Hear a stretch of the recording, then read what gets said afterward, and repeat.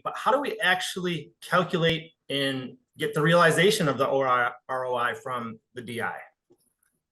I think we touched on this already, so I'll just speak to it real quick. Number one, massive savings in your data costs. I mean, so many people say the decision is only as good as the data, and that's really misleading. The decision is only as good as the data that's actually predictive and that matters, right? I mean, my decision as to how to drive across town does not depend on data about exactly which cloud is above me or how many people are in a grocery store.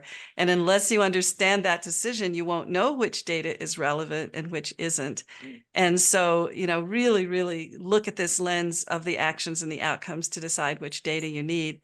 And then, focus on at the beginning on the intangible value.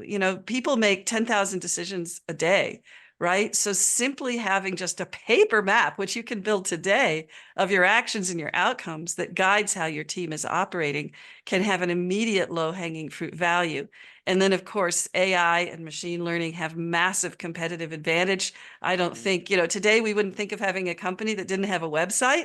I think 5 years from now, we will not think of any company being competitively successful unless it leverages AI effectively. And DI is your bridge to that AI.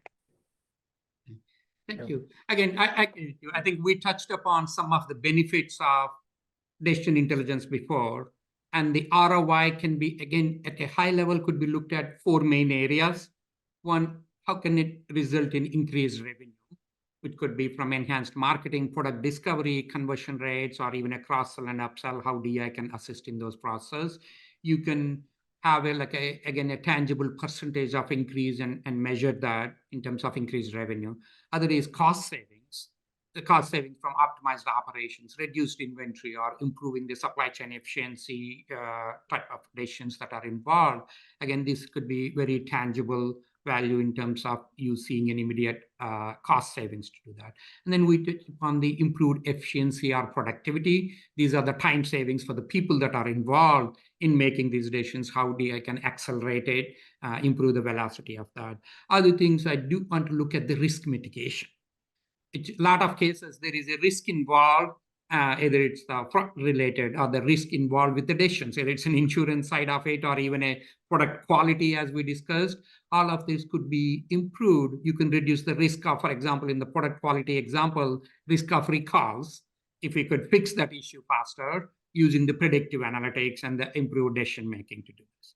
And then I think, Dr. Pratt, as you touched upon it, we cannot ignore the qualitative benefits that can come from better insights, better employee satisfaction. Again, one example I will share as we have discussions with the customers too.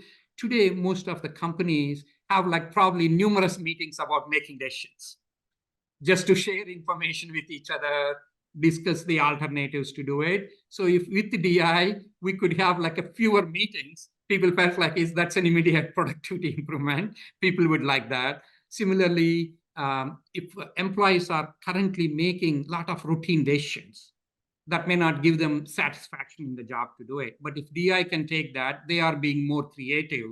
Again, these are tangible benefits in terms of employee satisfaction, having less meetings and things like that. We cannot underestimate those. So you could take all of these benefits together. And if you compare to the cost of decision intelligence, I do think there is a significant value that companies can realize.